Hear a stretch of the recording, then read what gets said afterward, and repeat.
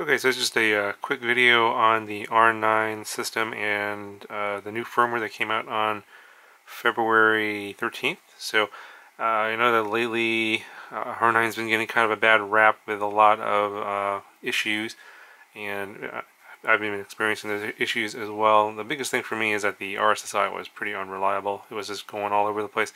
I didn't really get any fail-safes. Because the RSSI was kind of bouncing around all over the place, I was flying at 500 milliwatts on my R9M module here in the back of my Jumper T12. That seemed to be fine, and I never got any fail-safes. I would fly 1-2 kilometers away, no problem. Don't really fly too much further than that. Didn't really need to, so can't really test beyond that. But the point of this video is that I've updated the firmware on the module, and they have to match. So the firmware in here is from February 13th, and I have the test flight footage you're going to see on this guy here. I've got a R9MM receiver there. It's not the R9 Mini. The R9MM and the R9 Mini apparently use the same firmware file, it seems like, so I think they're pretty close to the same receiver.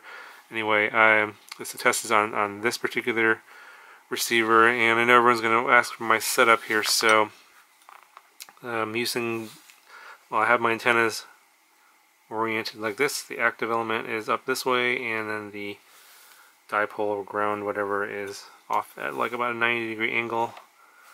And I know that's not totally optimal. I obviously want this to be all the way up, including this to be straight and parallel with this. I know all that, so those of you that are commenting, not going for world record long range here. I just wanted to see how far I can take this. This is a 3-inch, by the way. I'm not going to go very far on a 550. I can only fly for like 5 minutes or something like that. So I'm not going to be going kilometers away. But I just wanted to get an idea what the RSSI was doing, going about a kilometer away, and it was pretty good. So I was only flying on 100 milliwatts because I wanted to see what it was doing. Because before, at 100 milliwatts at like 500 meters, I would get like RSSIs in the 30s on older firmware. But now, this newer firmware, I'm going a kilometer away, and it's it's in the 70s, high 60s, and it's not bouncing around like wild, like crazy. So I think it's a little bit more reliable there. Those of you that are curious about my little setup here, you're probably not going to be able to reproduce this because this frame is no longer for sale. This is the Tomaquad's El Camino.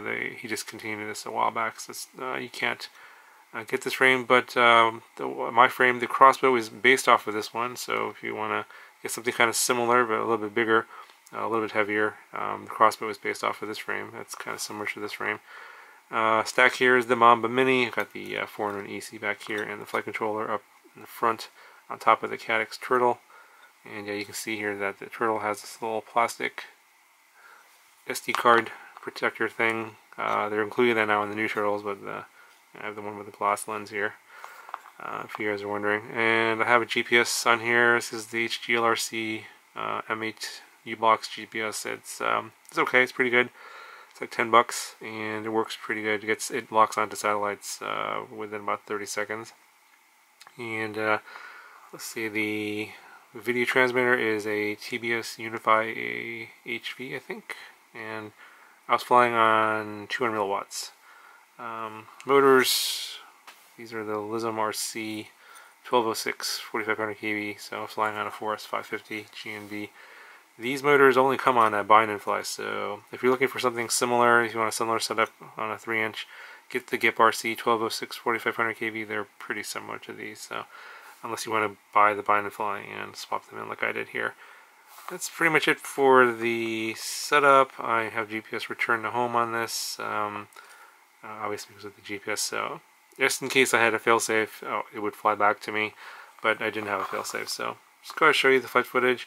I think the February 13th firmware looks like it solves a lot of the issues. At least for me it does. The RSSI looks pretty reliable, and it's pretty sure it's going to work in most of the situations I'm going to be using, and that's kind of what I was looking for. That's why I built this guy here. So I can't really fly that far away on an XM Plus, but on this R9 MM or R9 Mini, it can take me a little bit further, and that was the whole goal of this little project here. So So I'm going to share the findings I had on this firmware. I didn't really see too many videos on the new firmware, so I was kind of surprised by that. But that's why I'm sharing this so people will know that there is new firmware as of February 13th, and it seems like it works pretty good. So I think the firmware is updated for pretty much the whole line.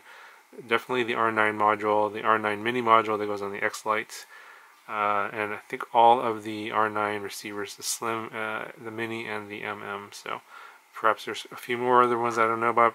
You guys can check the FrSky support page, download page, and you'll find all the firmware there. So I would, again, you have to match the firmware. So if you have like older firmware on the module and newer firmware on the receiver, I'm not sure if that's going to work because I think you have to rebind anyway.